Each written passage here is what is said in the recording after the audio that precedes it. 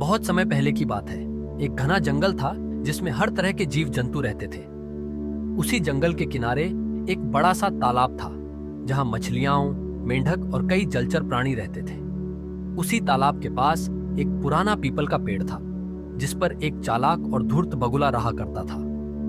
बगुले की चालाकी, बगुला बूढ़ा हो चुका था और अब पहले की तरह मछलियां पकड़कर खाने में सक्षम नहीं था।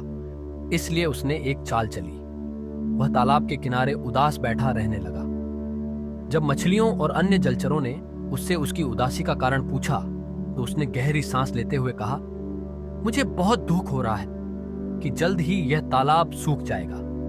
मैंने सुना है कि अगले कुछ महीनों में बारिश नहीं होगी और तब यहाँ का पानी खत्म हो जाएगा।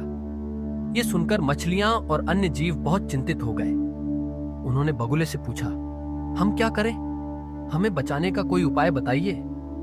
बगुले ने अपनी योजना के अनुसार कहा, मैं तुम सबकी मदद कर सकता हूं। पास के जंगल में एक और तालाब है जिसमें बहुत पानी है। अगर तुम चाहो तो मैं तुम सबको वहां ले जा सकता हूं, लेकिन मैं एक बार में केवल एक ही जीव को लेकर जा सकता हूं। डरी हुई मछलियां और मेंढक बगुले की बातों में आ गए। वे एक एक करके उसकी चोंच में बैठकर जाने लगे, लेकिन वास्तव में बगुला उन्हें कहीं नहीं ले जा रहा था।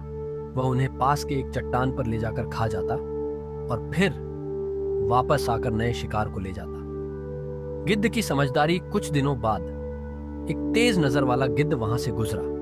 उसने देखा कि बगुला पहले की तुलना में अधिक स्वस्थ और तंदुरुस्त दिख रहा था।